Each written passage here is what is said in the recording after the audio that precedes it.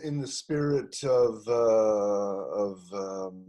the presentation today, creating and compelling and differentiated brand, and that's what this is all about. In the end, is one thing I want you to think about is for everybody is that you are a brand, whether you're an individual person, you've got a company and you're by yourself, or you've got a little company and you've got 3 people, 6 people, or 12 people. You are a brand. You may be at the nascent stage, but I want you to be thinking about yourself in that context. So it's a pleasure to be with you guys. Nafis has talked about all my big brand support or big brand advisory. Thank you for everybody. As you can see while I'm talking with opening intro, please go ahead and fill out the poll. We've got 2 questions for you, and I'll share the answers in a second. Today is going to be hopefully a really inspiring day for you, a practical day, and you start to think about your brand in different light in the context of where we are in this pandemic.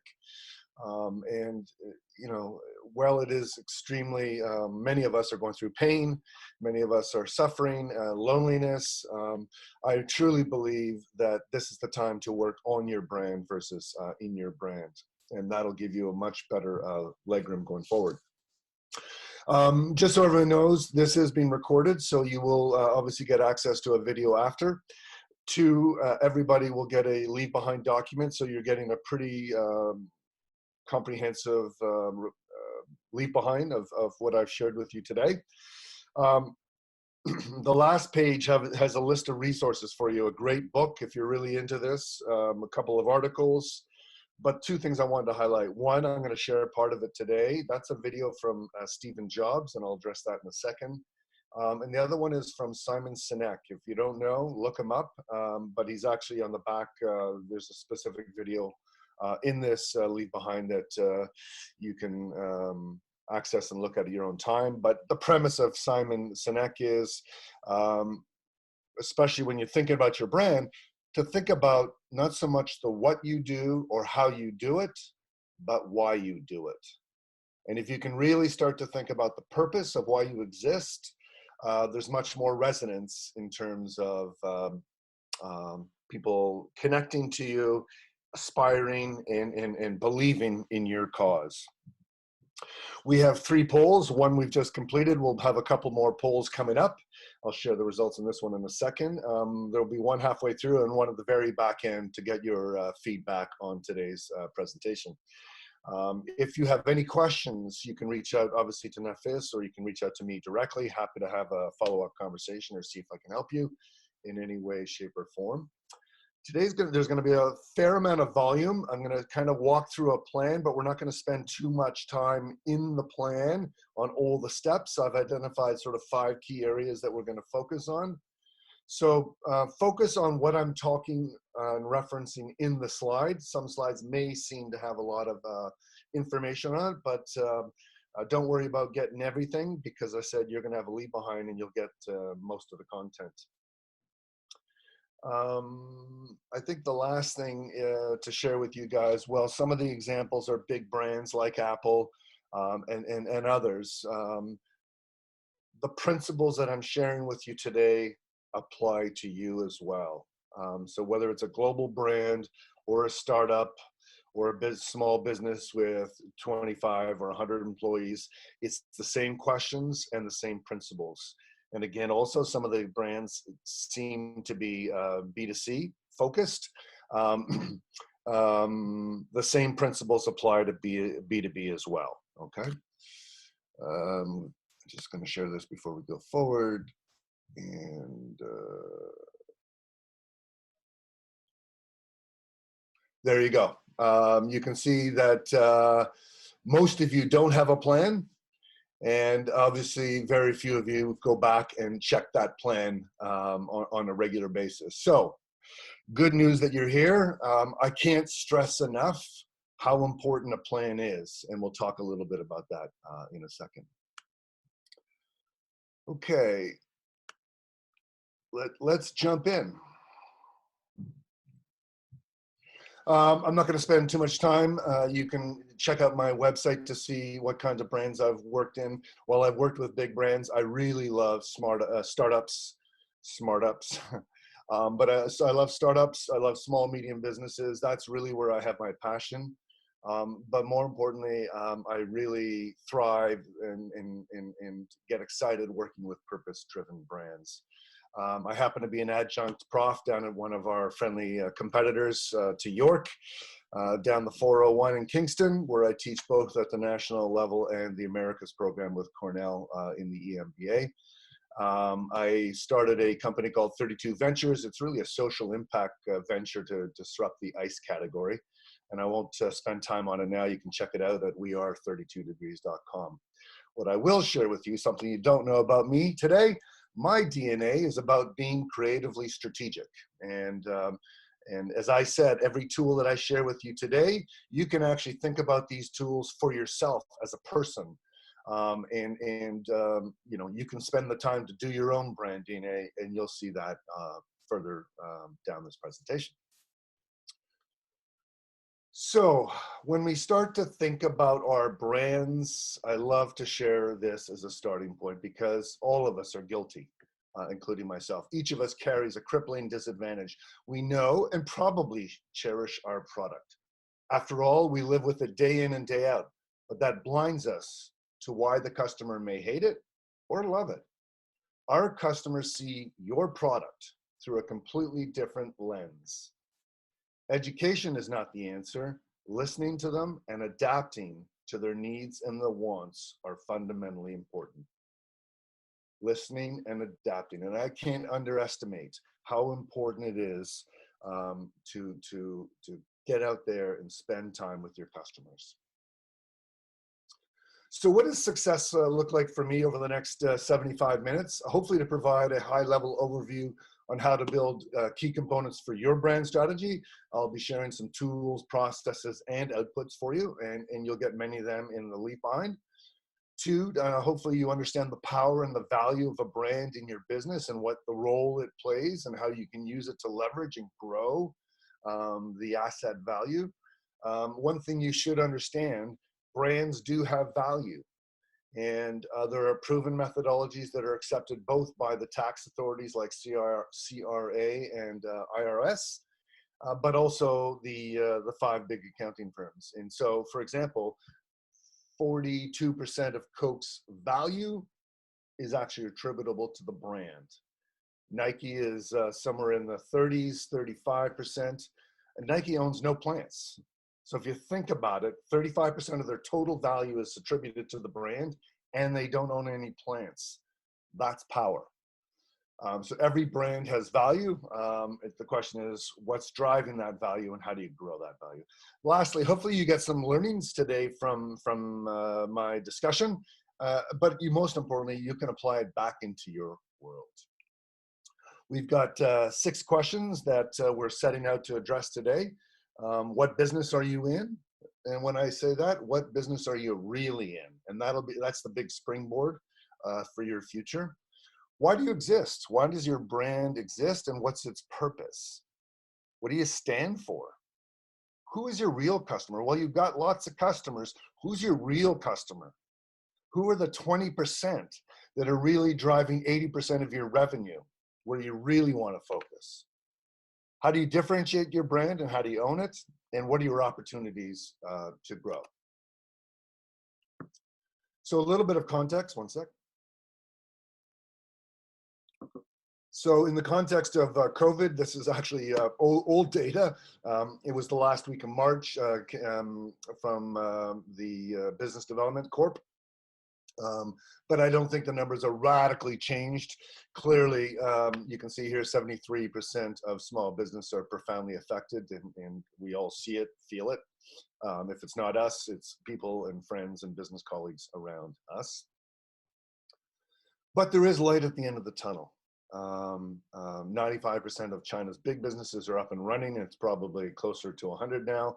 And somewhere between 60 and my guess is probably 75% of small, medium businesses are really back in operation. So well, it's tough to see sitting here. How the heck am I going to see light at the end of the tunnel? I believe there is light at the end of the tunnel, and you know, whether it's summer, fall, we'll start to see businesses turning around. And so that's why I believe now is the time to really think about your brand and where you want to be.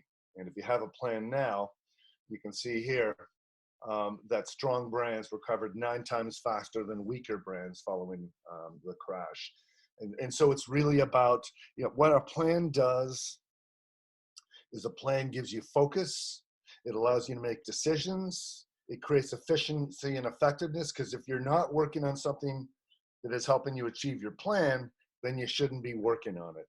So a plan is really fundamentally important to manage your business, help you grow, create efficiency, effectiveness, and also from an operating style, accountability with your leadership team. So I'm going to try this second. Hopefully you guys can. I'm now going to share a video. I'm going to share only 2 minutes of it. It is the video that I referenced from Stephen Jobs. Okay. It's at 7 minutes. It's over 7 minutes. The sound quality is not great, so I'll turn the volume up. But listen to his message. The premise of his message, and this is, by the way, this is when he's just returned to Apple. He was fired as founder. He was fired several years into the business. He came back. This is his first public speech. And listen to what he's talking about in terms of the very little amount of time we have to get someone's attention and tell them to come over and buy from us. And while this is Apple talking, the same principle applies to you as well.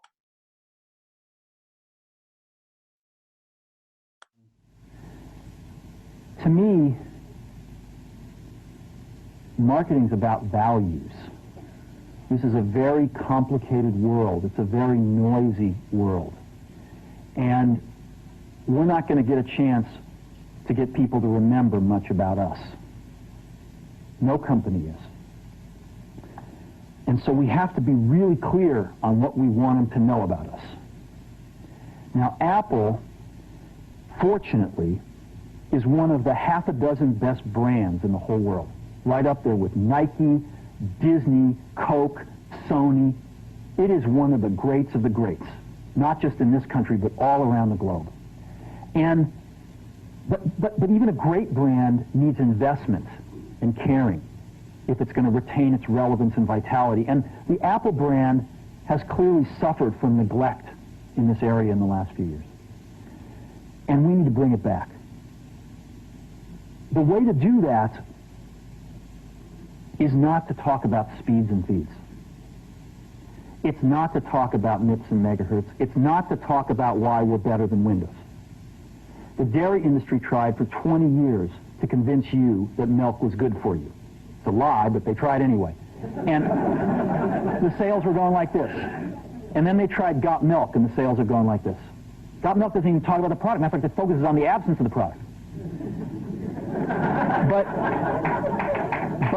But the best example of all, and one of the greatest jobs of marketing the universe has ever seen is Nike. Remember, Nike sells a commodity. They sell shoes. And yet, when you think of Nike, you feel something different than a shoe company. In their ads, as you know, they don't ever talk about the product. They don't ever tell you about their air soles and why they're better than Reebok's air soles. What does Nike do in their advertising? They honor great athletes and they honor great athletics. That's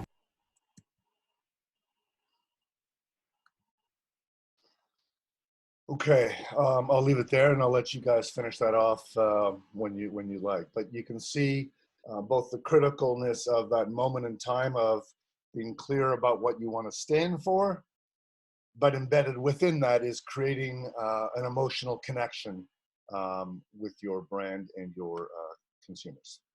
So think about that as we march forward. So this is a section that Nafis talked about where I'm going to get him to undo the mute. So this is open mic. Anybody, what is a brand to you? Open mic to anybody who wants to answer. Please.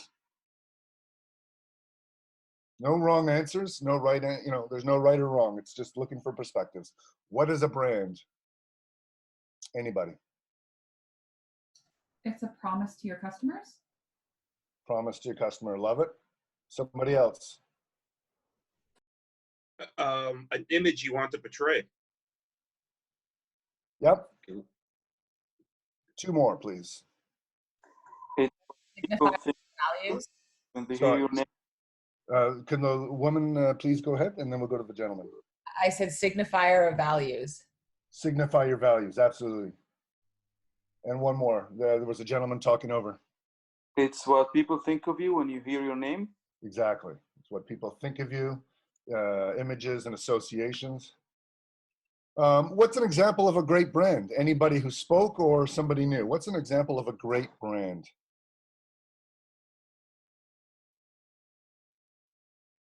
Home Depot. So why is Home Depot a great brand for you? I just, when I think of them, you know, I see their colors. I see, like, I know what they stand for. What do you think that they stand for you? Well, I think they're good quality and is the service when you go into the store. I also think of their association with athletics. When I go in, I think about what they do with the Olympics. Right, so their sponsorship, right? And so you've got Mhm. quality service, broader community engagement through Olympic sponsorship. Thank you very much. I'll take one other person for an example of a great brand. I would say Lucky Ironfish. Wow, not familiar with that one, but tell us about it. Why is Lucky Ironfish a great brand for you? It's a great brand because what it is, it's a social enterprise that has this fish that helps to add iron into the diets of people in Cambodia because they generally are deficient in iron. And basically what they do is if you buy a fish, then they will donate a fish to somebody in Cambodia or a third world country in need. So to me, it's a great business model. It's a great brand because they're doing something positive for not only people who buy it, but also people in third world countries that might need access to their product. Right, and you're just reinforcing the idea of, it sounds like very high purpose as well, and a deep set of convictions that they're trying to bring life and social impact as well, which I think is great. For sure. Awesome, thank you. And someone want to speak up, but what is an example of a bad brand? Volkswagen.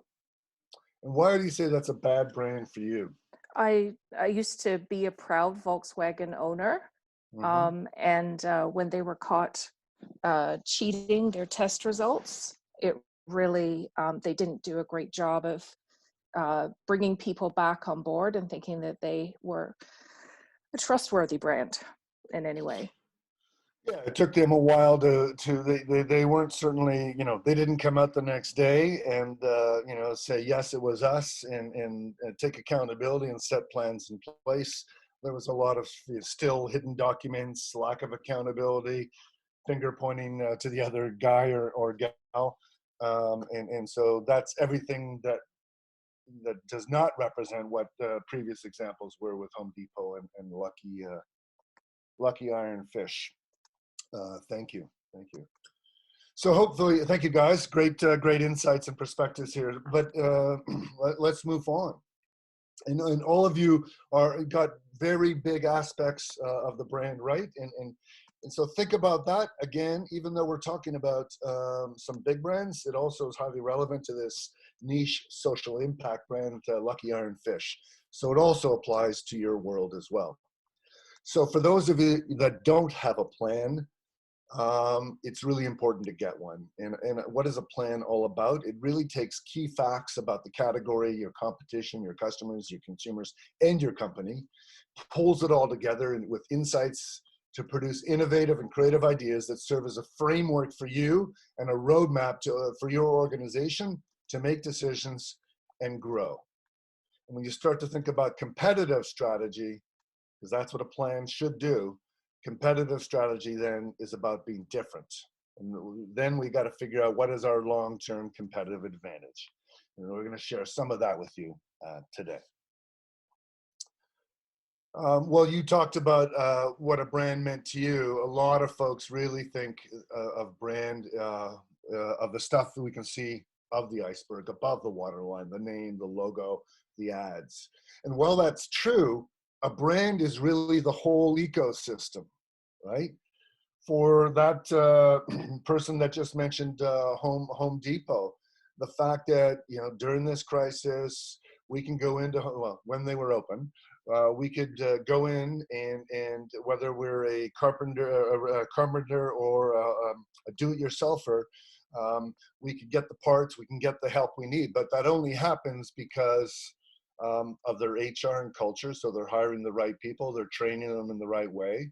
They have products and services that that are relevant to me, depending if I'm a pro or a startup. Their supply chain and all the partners in the supply chain that allow the products to be on the shelf when I need them. Their training, their product development, the whole business ecosystem is the brand, and that enables a consistent delivery of a brand promise at a point in time. Okay. I think the last thing here is, you know, in my mind, the brand should not be owned by the CMO. The brand should really be owned by the management team as a whole, as you can see, because it really is across the whole business system. When you start to think about the brand, then you start to shift about your brand, then you start to think about your customers and what kind of growth do I want? And you really want to start to think about, first and foremost, loyal customers. And when you've got loyal customers, in the leaf behind, you're going to see the value, the power of loyalty. But it's something about 7 or 8 times more cost efficient to retain a customer than go and acquire a new one. However, not all customers should be treated equal. Some customers you have or may have, if you're just starting out, are not going to be valuable for you. They buy things, but you actually don't make money off them because it's taking too much time to make a sale to them. However, what loyalty does, it gives you a greater share of their wallet. Well, you may be in a category that they actually buy from 2 or 3 competitors. If you've got loyal customers and you focus on them and do a great job, they'll give you more of their wallet to your brand versus the competitive brand. A loyal customer is more willing to try new categories. So if you're in the baked goods business and you're moving over into something else, into food, into fresh, let's say, they're more willing to move into the fresh with your brand because they trust you, right? It goes back implicitly to some of the simple things we just talked about with a good brand. They're able to purchase your new offers. They'll respond faster if you have an offer. They're less price sensitive, your loyal customers. So they're less likely to shop on price or defect. But most importantly, cannot underestimate the positive word of mouth and the value that your loyal customers bring to your world. They're your ambassadors. So there are 3 big pillars to building and nurturing customer loyalty. 1, understand your customers deeply and in an ongoing way. So when I say do research, I don't mean do research and then go back to research 3 years out. You want to do research on a consistently and an ongoing basis to really uncover what do they need, what do they want, how do they think of you. If they're using a competitive set, what does it take to get them to switch over to you? What do you need to do to get them to jump? 2, differentiate and clearly articulate your brand and your value proposition. Fundamentally important. In most cases with our clients, they don't spend the time to differentiate and clearly articulate. And if you don't clearly articulate, then you've got the marketing team saying one thing, the sales team doing another thing, and you've got the internal organization doing several other things because no one is aligned on what you stand for and what you promise. The 3rd big pillar to loyalty is employee buy-in. You've got to get the employees to understand what the brand's all about, what it means to them and their job, and then they can start playing that role on the floor or on the phone or in the back office. But if they buy in, they also become huge enablers for you to grow your business. I'm just going to take a pause here. Are there any questions so far? You can share that through chat, or you can go to open mic. I'm going to say soon no. I'll go forward. So I've spent a lot of time working with Hot Specs Research, a great research firm here in Toronto. Probably 15 years I've worked with them. And they spend most of their time, they've developed research into the brain and understanding the emotions of a category. And we know, well, this shows B2C. I just haven't got my updated slide, but it represents both on B2C and B2B. More than 50% of all decisions are emotionally based. This just shows you how strong it is. So if we know that, and we know that emotions are probably the most effective way to create long-term competitive advantage, because as you heard Stephen Jobs said, people can match you in bits. They can match you in speed. They can't match you in the emotion of caring or the emotion of feeling good. And so that's why emotions are really important, as well as the functional components of a brand. And so, well, this shows mostly B2C. I'll just, if you think about IBM's advertising, which is actually running pretty aggressively right now on US media, IBM is all about smart solutions, and it's done in a very emotional and compelling and sometimes humorous way. But you can see how IBM brings emotions into their brand communications as well. So this is kind of an important slide. Most businesses, when they start, are typically internally focused cultures, or sometimes we call them operationally driven cultures. And they're really important. And basically, it's an entrepreneur who has a great idea, and it really starts to think about building a company to sell to anybody who's going to buy. What you need to start to think about is, if you want to make that transition to a customer-driven culture, is start making your decisions based on market opportunities. So what is the data you have? What are the insights that are created from, whether it's your customers, the competitors, and the other category issues? Start to think about the market opportunity, not about, I'll build my house and they will come by. Internally focused cultures think about profits gained through cost cutting and efficiency improvement. Processes are really important to internally focused culture. Start to think about profits gained through superior value propositions and delivering greater customer value to your customer. Shifting where customer data are a control mechanism and channels are conduits, to a space where customer knowledge is a valuable asset that you can leverage into your business, and channels are about value-added partners, right? Not just conduits, because your partners actually, your retail partners, are actually communication channels. They can help you build relationships. They can give you intelligence and data.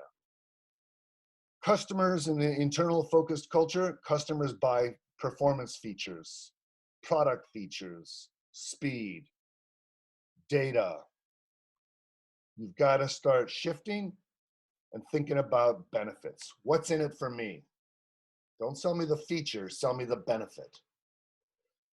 In the old world, quality is conformance to internal standards. Doesn't make a lot of sense for the customer. So start thinking about superior quality that's defined by the customer. What does it mean to them? How much are they willing to pay for it? What are the standards? What are they willing to accept and trade off?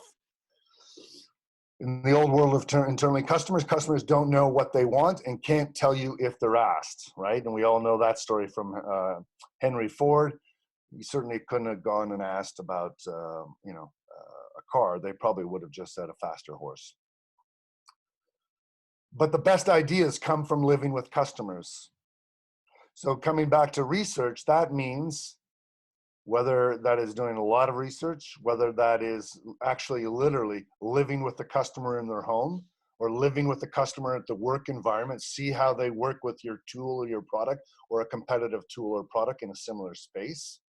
And by doing that, you start to see the difference between what they say and what they do. You start to see how they're experiencing with the product or the service, how they interact with it, what their unknown biases are.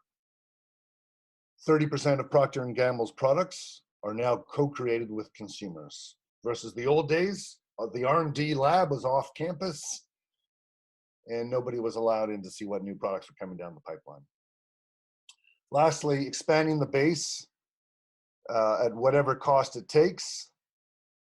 Shift to a world of customer loyalty is key to profitability. Okay, so, well, you may look at yourself and you see yourself somewhere in the middle of this continuum at the far left on internal, or you actually see yourself further down the continuum of being customer driven. That's great. Just try to think about these core principles as you embed this throughout your culture, your decision making, and all the activities that go on in your organization or business. This is our planning process. It's very much mirrored like an hourglass. And we're not going to get into a lot of detail at the top part here, the actual, what I call the assessment or figuring out where are we today. But ultimately, as a business owner or brand owner, you've got a whole bunch of needs that need to be figured out. You've got questions that you want answered. You're going to get that done through interviews, research, get data on your category, competition, customers, consumers, and company.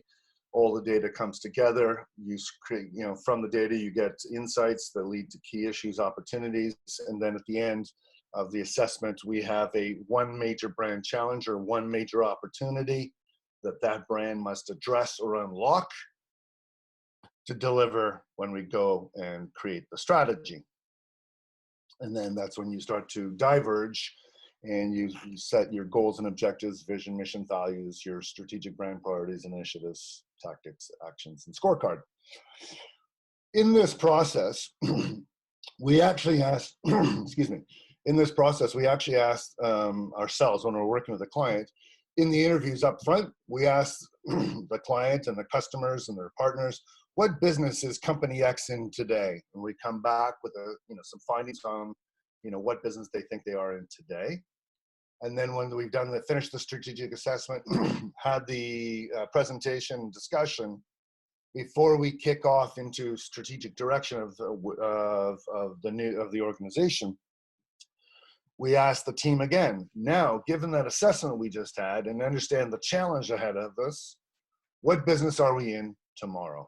And that is the fundamental question that sets the course for the growth and a pathway for a new world for your business. So for me, it's going to be fundamentally important question for you guys as you start to think about your business and your world today and going into the future. So what do I mean by that? I'll share with you. First of all, this is a sample of a brand plan. Well, it's the framework for a brand plan. And basically, you'll get this, but basically, once you fill this out, you basically have your business and brand together on one page. And it really is a powerful tool to guide everybody in the company and understand their role to deliver on your brand plan. The red, and this is an example of one filled out. You can see vision, mission. We've got SMART objectives. We've got some goals. These are all based to help us achieve our vision. The strategic priorities for the brand, owners, year 1 and year 2 initiatives, the brand DNA, value prop, core competencies to deliver against this, key enablers to deliver against this, and then our values. All right.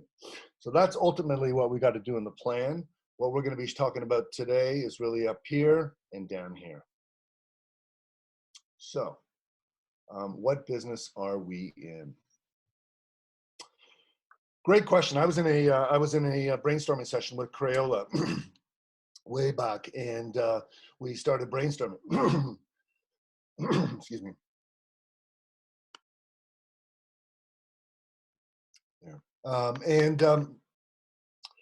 we were brainstorming, and ultimately we got, someone wrote up, we're in the crayon business. Great. Then somebody wrote, we're in the marker business. Yep, we're in markers too. And we kept going. After about 2 hours later, we ended up, we're in the Crayola is in the personal creativity enablement business. Looked around at the table, and all of a sudden the lights went on with the CFO. Why? Because when you see personal creativity enablement business, think of what that does for products and services. That allows you to get into games, gaming, videos. It changes the dynamics for Crayola. Harley got out of being in the motorcycle retailing business to being in the business of fulfilling dreams. 48 North went from being a licensed producer of cannabis to being in the life empowerment business. What does that mean? That is really about a brand focused on women and sharing with them information and thought leadership around cannabis and what cannabis can do to help women around wellness, nutrition, and health. And so that's what 48 North is doing. UFA, United Farmers of Alberta, we took them from providing products and services and solutions for agriculture to being in the business of enabling rural life. And that's a different lens to be looking through, especially in the context where agriculture is in a global decline. And this is a private school for kids focused on learning disabilities. We took them from a world of providing mainstream curriculum to students who learn differently to being in the business of renewing hope. And that's a different game. And think about it. If anybody has a sibling or a friend who's got learning challenges, well, think about their parents and the troubles they have to try to keep their kids in school, happy, fulfilled, learning. And when you actually, schools don't fit, or you get bullied, or you get kicked out, or you withdraw, when you're ending up in the sixth school, and you walk in the doors and finally there's a school that actually embraces you for your difference, that's about hope. And so you've got to build a whole ecosystem to deliver hope every day.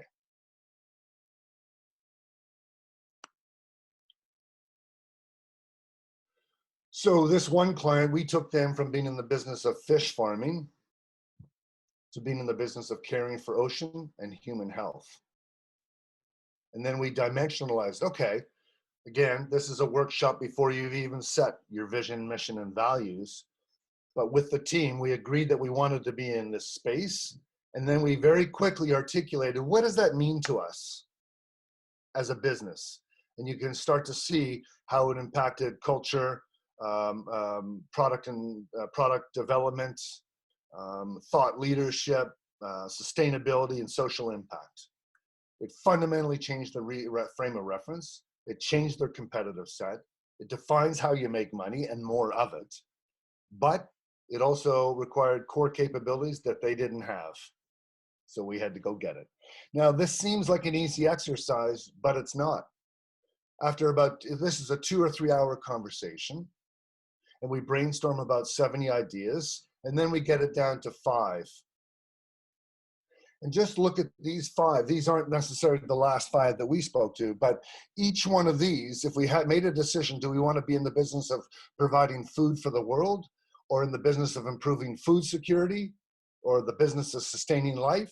Each one of those are different business models. So you have to have a conversation and decide, do I want to go there? Is it making my sandbox bigger? How do I make money? Do I have the capabilities to do it? Or do I actually need partners? This is the springboard for your business. So you may think you're in the pet food business, but maybe you're in something else. Any questions on what business you're in before I move into vision? No questions here. Perfect. Okay. This starts to set your strategic direction, your vision, your mission, your values, and the overall culture. Today, we're just going to talk about vision. Vision is really about transcending your day-to-day operations. It's sort of setting a challenge for the organization, your shared purpose of, why you exist. In my mind, that is John Kennedy, when he got up and he said, within within our lifetime, we will put a man on the moon. And ultimately, he had no idea how that was going to happen. He created NASA, gave them a couple $1 billion, and about 8 years later, they put a man on the moon, right? But in the leave behind, you're going to have, there's data to support this. There is so much data and evidence to show those that not only have a vision, but operate and lead by your vision, outperform on revenue, outperform on employee satisfaction, share price, on most quantitative metrics. You have a high performance company that outperform others that don't operate with a vision-led business. For me, a great example, Princess Margaret here in Toronto, top 5 cancer research centers in the world, #1 in Canada. What a great, great purpose, to conquer cancer in our lifetime, right? And then if you look at their mission, you actually see on how they're going to make that happen. So whether you're a fundraiser on the phones or going door to door, whether you're an admitting nurse or a nurse in the ER, whether you're doing research up in the 6th floor labs, or you're the head of oncology, everybody understands their role that they have to make that vision happen. Who wouldn't want to work for Princess Margaret? Back to our fish company. One second. Back to our fish company. Vision, their purpose is to feed current and future generations in harmony with the ocean. So this is all about realizing the risk, the food insecurity issues, and creating technology to get new sources of food, but in a responsible way, right? So you're setting up a higher level purpose of why you exist and what your role is here on this planet. So all of you should start to think about your vision in that way. And just let me just go back for a comparison here.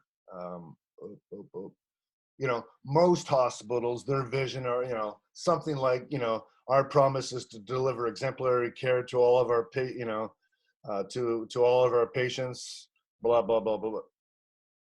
First of all, long. Second of all, not very inspiring. And third of all, every hospital has to do that. So it's not really a vision that is purposeful. It's kind of laying out what you do. And to me, that's not a purpose nor a vision of where you're going. It's articulating what you need to do. So that's the difference of what I'm trying to point out for you. Any questions on vision before I head off into the brand section? I think somebody had a hand up, but I just wasn't sure. It was me, Peter. I still, after all these years, get confused between vision and mission.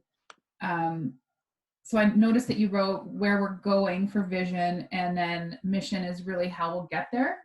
Exactly. Let's just take a look at this slide here, right? So this is where we're going, and this is the special mission or the special assignment undertaken by the organization to get to the vision.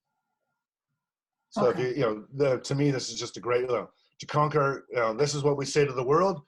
We're out here to conquer cancer in our lifetime. How are we going to do that? Together, we're going to raise and steward funds to deliver breakthrough research, exemplary teaching, and compassionate care at Princess Margaret Hospital, Canada's leading cancer hospital. So you can see, both of them are internally driven, but this is really the platform that speaks to the employees directly about their role to deliver this. Okay, that helps to clarify. Thank you. And I see the same thing happening here too. Awesome. Okay, when we look at brand, there are 3 big questions. The brand DNA, what's at the heart and soul of my brand? The brand value proposition, ultimately why customers should buy from you, because they have choice. And how do I deliver consistently on that? And that is brand positioning. So poll 2, Nafis, do you want to drop up, publish poll 2 for us? Folks, go ahead and answer the poll. as I'm talking here, that'd be great. So when you start to think about customers and loyal customers, as we were talking about moments ago, how well do you know your customers beyond the demographics of male or female, their age range, maybe their salary, telephone, and email, and other coordinates? You've got to start thinking about what do you know about their needs, their unmet needs, their unmet wants. What are their beliefs or values? I'm just going to move this for you. What are their beliefs? How do they live? How do they keep busy or entertained in life? What are their social attitudes? What are their triggers or emotions in the category? What are their emotions and triggers with your brand?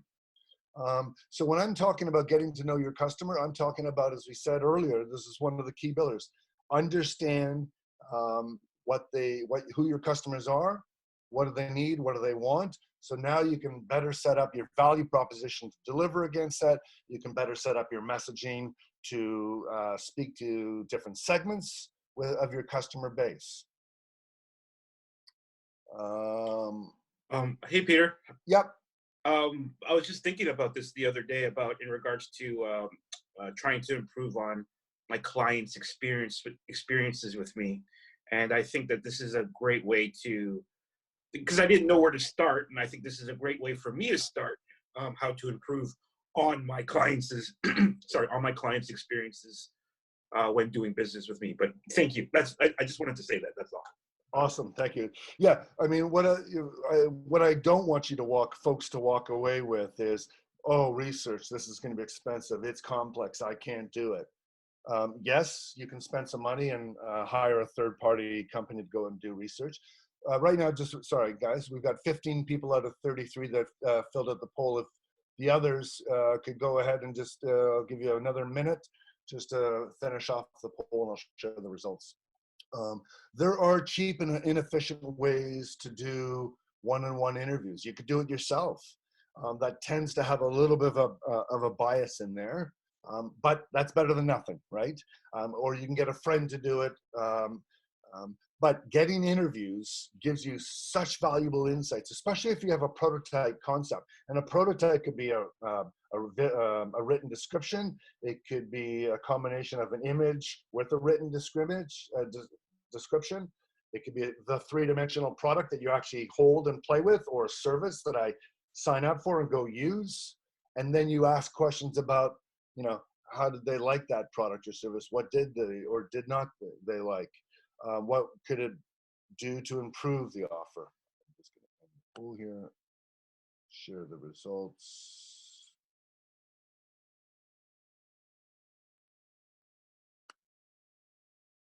Looks like a good chunk of you, of those that answered. Most of you seem to have done some form of research, which is great. One-on-ones, the combination of one-on-ones and quantitative is probably the best.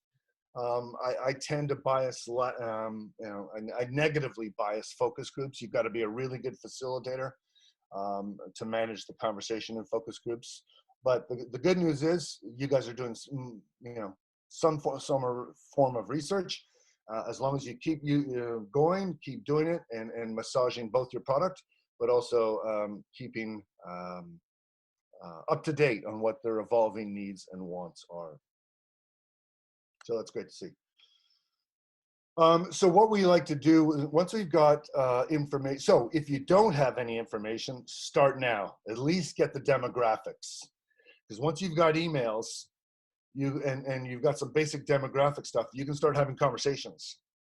And in a time like where we are right now in the pandemic, you want to start building relationships with your loyal customers or prospective loyal customers. So this is a time to have a conversation, not sell, have a conversation. Once you get more sophisticated with your research, you can start to build models around segmenting your customers, understanding who are your most, just trying to move this again so you can see it. Sorry guys. Segment your customers to create focus on your high value ones, right? So generally, there's a couple general ways to segment. Sometimes organizations, high volume customers, medium volume customers, and low volume. You can do it by margin, high, medium, and low margin. Sometimes they segment it on lifetime value, which a lot of organizations are moving there now. What's the lifetime value with Peter to company X? Low value, medium value, high value, and you could have 5 segments, or demographics. Where a lot of organizations are really moving to now are psychographics. And psychographics are basically, we're creating clusters of people. They may be in similar geographies, salary ranges, or sex or ages, or there may be crossover. Where they're common and tied together are shared values, shared attitudes, shared emotions, and beliefs about your brand or the competitive brand. So I'm going to show you a model here. This is a basic segmentation model. What I will, first of all, share with you, these identifiers are not from us. These identifiers are how women saw themselves. So these identifiers actually came from the interviews of women that we did out in the marketplace. So the 2 big ones that I'm going to spend on today are Sexy Sally and Rational Rachel. Here, and we did this with a crude survey monkey and some qualitative interviews. But just take a look at the difference. And by the way, Sexy Sally is only 7% of the marketplace in swimwear. But we decided to go after her as the primary target. Why? Because she enjoys shopping. She does not wear the same outfit twice on a vacation. So she typically packs, if they're going away for a week, she'll pack 7 bathing suits. And she likes the latest designs. She shops throughout the year. And her personality, she's social, energetic, adventurous. She's confident, and she sees herself as sexy. Where Rational Rachel, she thinks about the perfect swimsuit, and she doesn't typically buy it until her bathing suit is either worn out or completely out of style. And much more risk averse to the. So you can start to see segment model here, and emotional triggers and motivations into the category and into the brand. Just by doing this helps you impact focus for the offer, the experience, and communications. This is another one. This is, if anybody's familiar with probiotics. Our particular client came to us and said, we want to go into the lifestyle space. The lifestyle, that's a 65, by next year, it'll be a $65 billion category in North America. So they clearly, they wanted to go get a big chunk of that. Through all the work that we did, we did lots of quantitative, we did lots of qualitative with both healthcare professionals and consumers. We created these basic models on the consumer side and really started to see that one set of consumers, had a lifestyle. So let's call her Lee. And Lee is a health freak. She researches everything that she does and eats and takes. She buys all her all her products and supplements at health food stores or online. She does research. She uses probiotics as a preventative measure. She's always trying to up her health goals and her health lifestyle. So she's proactively in the category. Sarah, on the other hand, has a gut disease. She has IBS. She doesn't take probiotics unless she needs to, and has been, has been diagnosed with a condition. Well, she shares some of the channels. Her primary channel is pharmacy. Sarah's really focused on the symptom relief as a key driver, and the CFU is about the number of bacteria, so the level of bacteria. And Sarah is also on a whole bunch of other prescribed pills because of her lifestyle. So she's trying to balance the volume of prescribed pills and supplements. So this liquid is a great way to do that. All I'm trying to show you is, well, they thought they were going in this space. We showed them their actual growth was in here. However, we're going to focus on Sarah as our target, but because there are similar characteristics here, we didn't want to do at the detriment of Lee. So we focus on Sarah, and we build a value proposition messaging towards Sarah, but also we can pull in Lee as well. So 80% of marketing investment on Sarah, 20% on Lee. But to understand those differences is fundamentally important to shaping the brand offer, shaping the message, and really understanding where you're going to focus your resources for the business and the brand. You can go one level higher. So sometimes we take these little profiles and we build personas. And personas are created to, for example, if we wanted to just use Sarah as an example, we build a persona on Sarah. So we understand who she is, how she thinks, what she does in her job, what her motivations are, what are her fears. So then the salesperson, before they go and make the cold call sale to Sarah, sits down and reads the persona and starts to think about my message for the conversation and how I can connect better to Sarah. So this is an example for a media company. And I've just, through the interviews, we were able to pinpoint Jill. We're using Jill as a CFO. We got Jill's fears, motivations, pain points, emotional needs, etc., and we build a persona. And in the red, I'm just highlighting the language that comes out that really gets inside Jill's head. So the salesperson, before it goes to meet Jill, can connect to Jill in a much better way versus walking in the door and saying, hey, I got something to sell for you. You're connecting to the person emotionally and cognitively to set yourself up for better success. Any questions before we jump forward into the brand DNA? Peter, there's some in the chat. Rosaria had a question. Head in there now.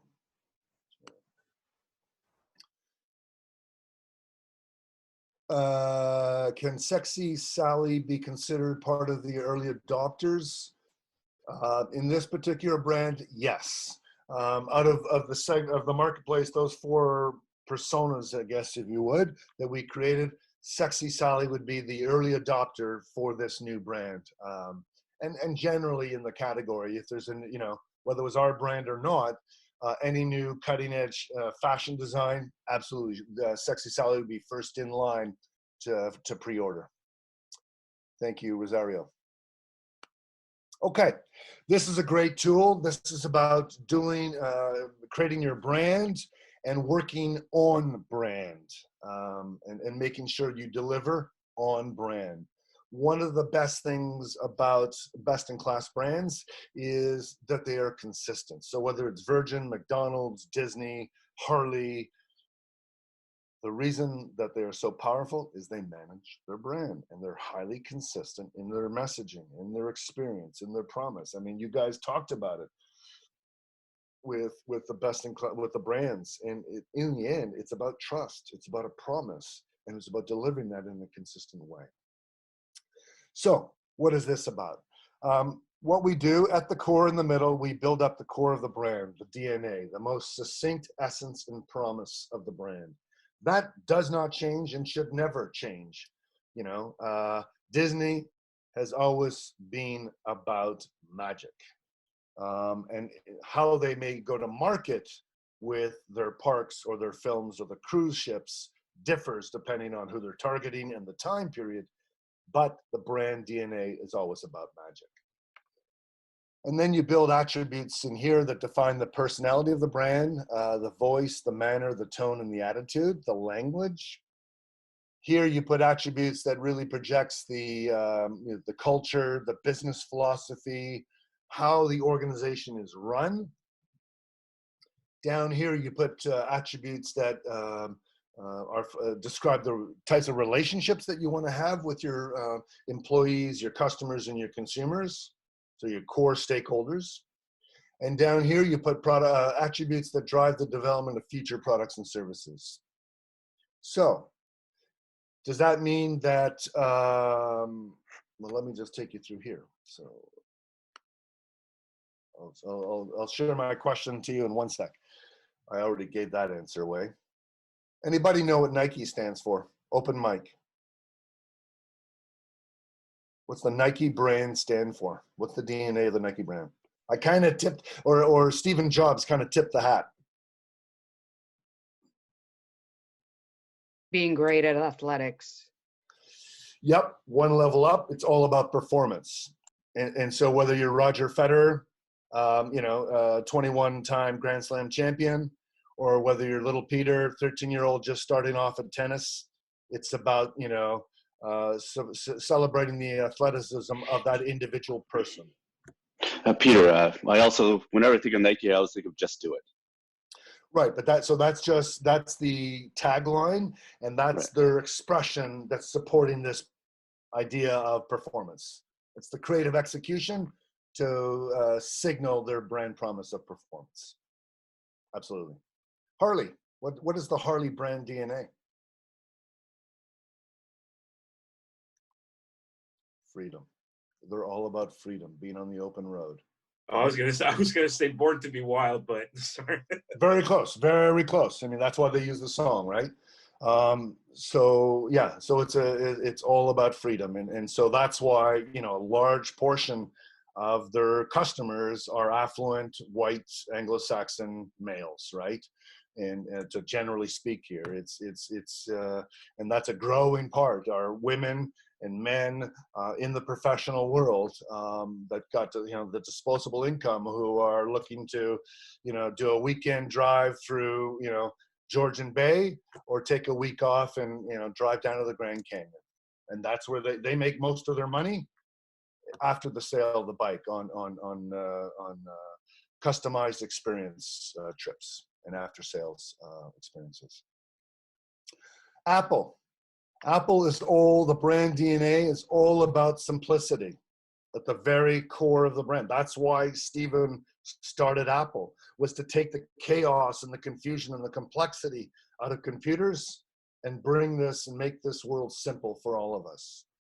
Their personality is stylish, friendly, and cool. So if you think of the advertising and the tone and manner of the advertising and marketing, that's generally what's coming across. How are they run as an organization? They are all about product leadership. And product leadership is really about creativity and innovation, right? So they're always either innovating or fast adapting innovation on products. They're a creative thinking organization, and they're a high performance organization. Kind of relationships they build are meaningful relationships with us, positive, and somewhat magical in the sense of always bringing, surprising us and delighting us with new news, new products, new features. And their products and services that they bring to the market always have to be easy to use. They always have to be innovative, beautiful design embedded into the product, and make us that allow us to be connected, not only just connected to each other, but the Apple products are connected to each other within the ecosystem. And then you just, if you see this, you see how this is coming to life. Architecture, logo design, marketing, product design, packaging, highly consistent. Now, how do I use this? Well, if I'm in marketing communications and I'm going to, brief the agency, they've got to create a campaign that's going to deliver in simplicity, but the ad or the marketing campaign has to be stylish, friendly, and cool.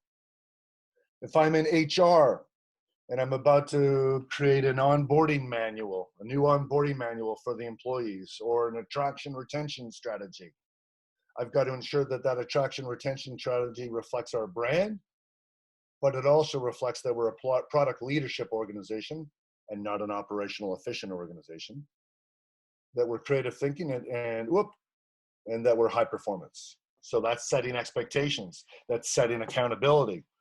That also gets into incentives.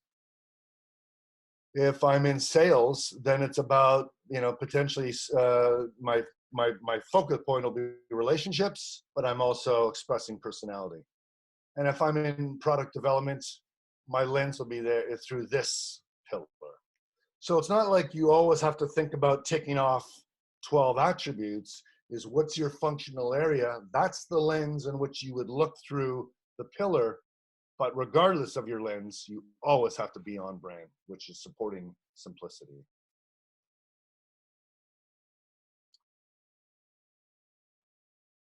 Alrighty, let's move. We're moving to the value prop. And that is really, I talked about a little bit up front. And many times clients want to get their features out there as quickly as possible. And in the end, customers don't really want features. They want benefits, right?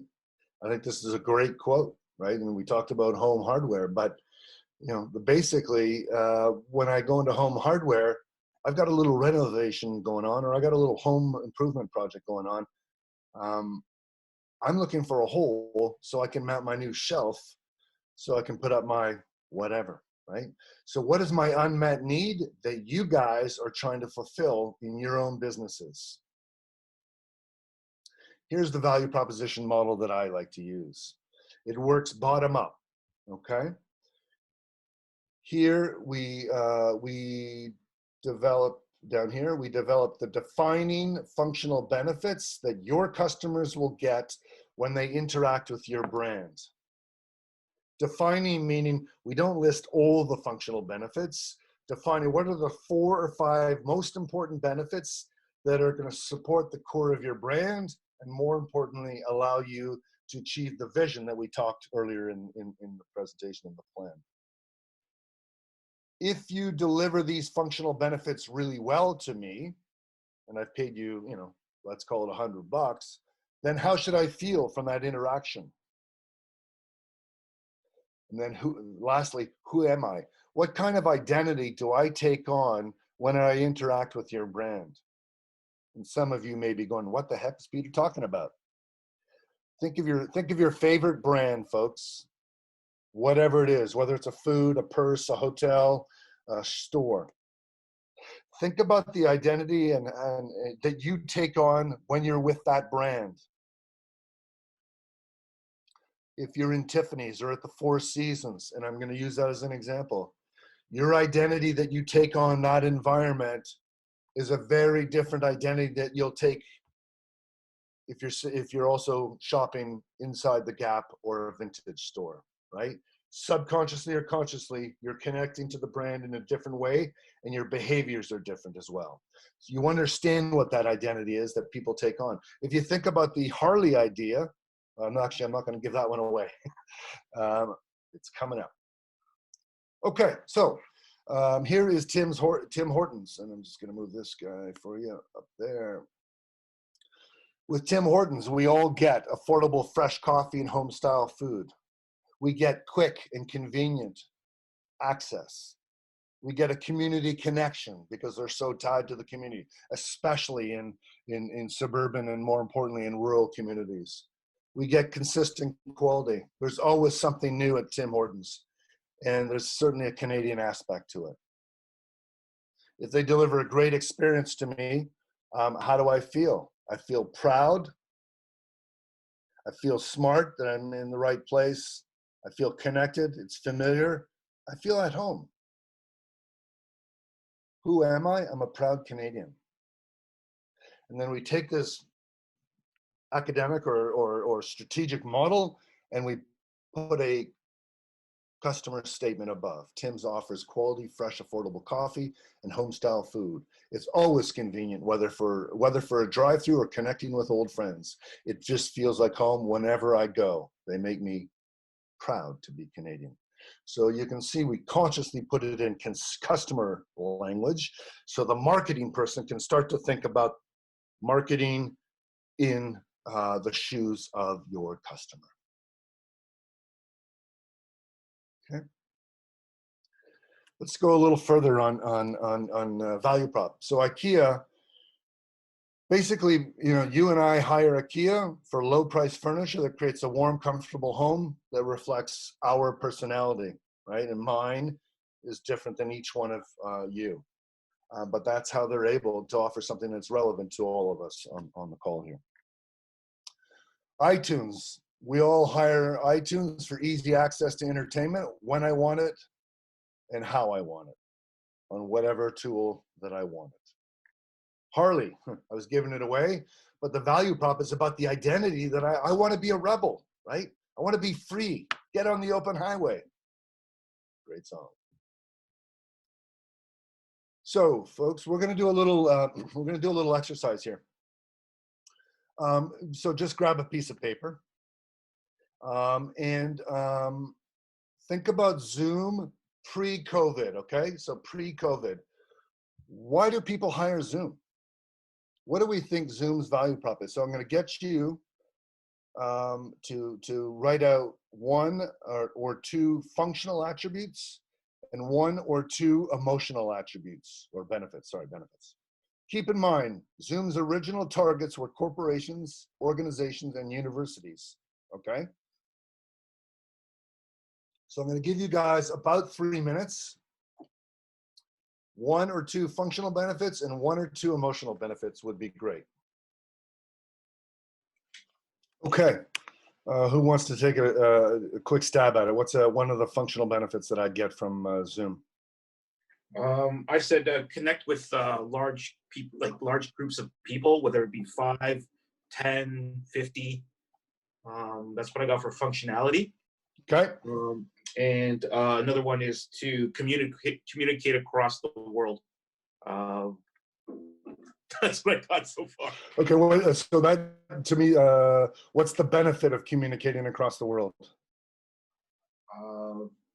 Right, that's what it does. What do you get as a benefit from that?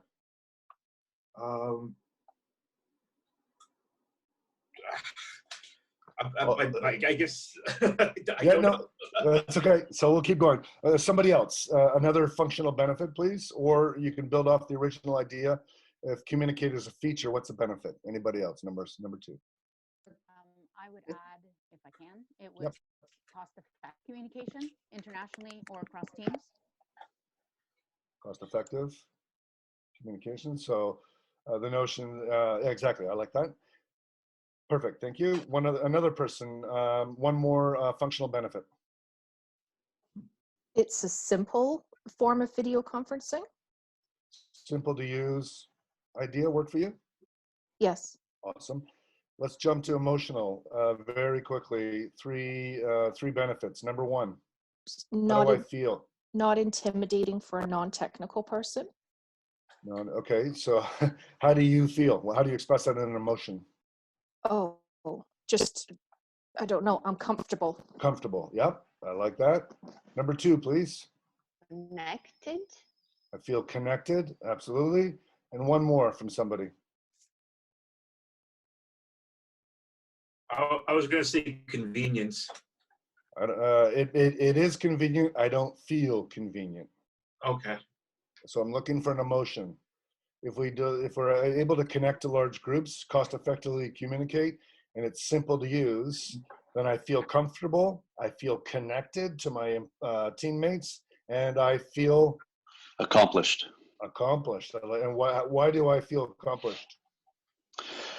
Well, sometimes it's not possible to fly to 5 countries to have one call or one meeting. Perfect. So get business done. Yeah. Get it done. Get her done. Get her done. I like it. So here we go.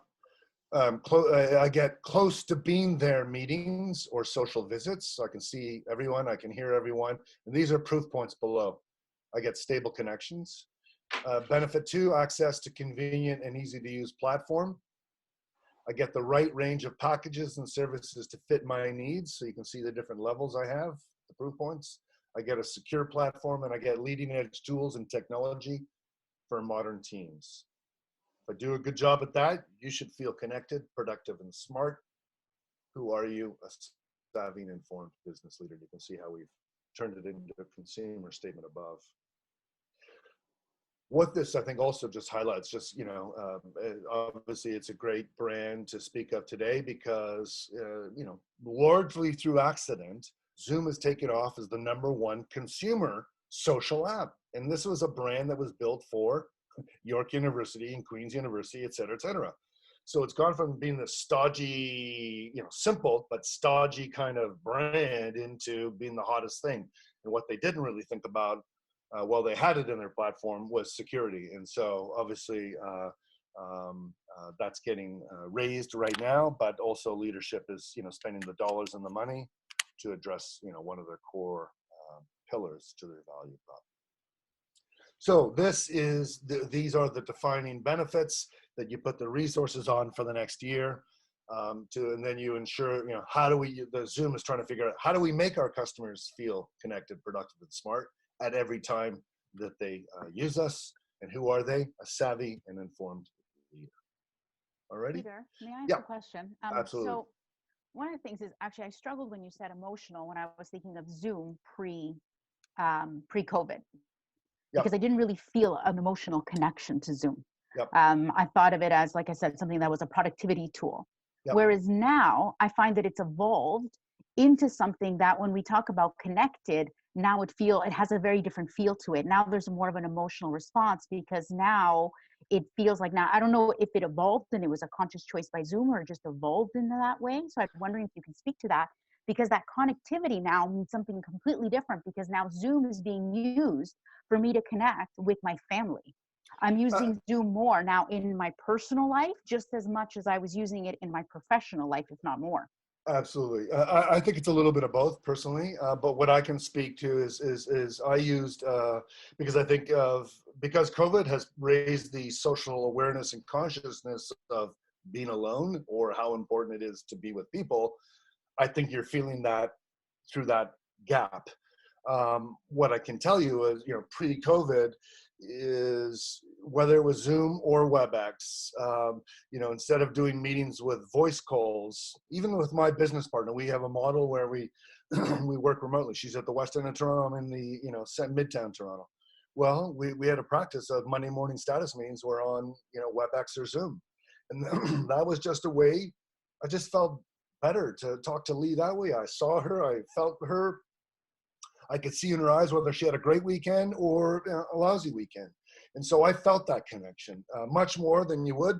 Okay, Lee, what are we talking about this week? You don't see the body language, you don't see the facial expression. So for me, I felt connected on this platform more than a phone call, for sure. Thanks. With the spirit of time, I'm watching the clock here. Okay, positioning.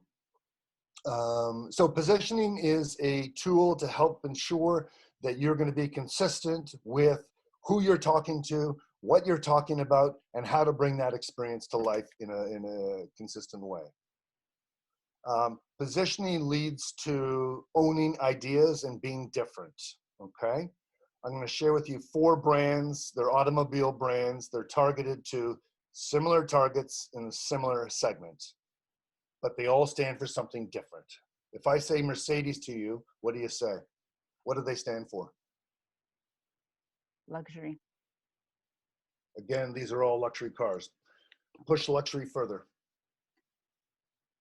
Prestige. Close. Excellence. Right? So it's all about the best. It's the best of the luxury. That's how they're positioning themselves. BMW? Fast. Performance. Bingo. Audi? It's the balance of design Innovation. and innovation. Yeah. Yeah. Volvo? Safety. Safety. All 4 brands are luxury. All are in the same price points. All are targeting, if we look at it from a demographic perspective, that's why psychographics is so important. They're probably going after demographically, same type of men and women, same age, same income bracket. But they have an idea that they own and they position into the marketplace in a consistent way. I'm not going to spend time here. This is a positioning statement for Coke. I'm going to go right to Sexy Sally. So you can see here, we went to Canadian women, especially Sexy Sallys and Rational Rachels, who are looking for swimwear. Brand X is the go-to choice for vacation swimwear needs, because only Brand X provides a shopping experience that makes her feel good inside and out.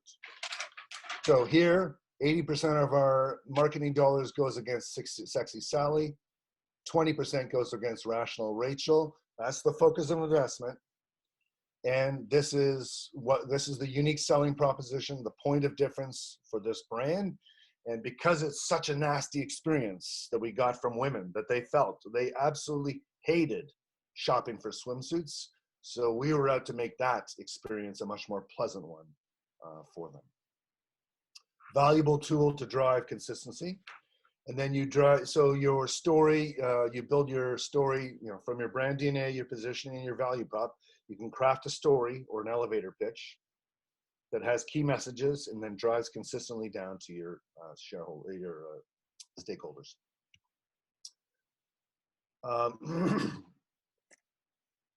For the purpose of time, I'm not going to spend time on this slide. This really talks about 4 different ways to think about growth.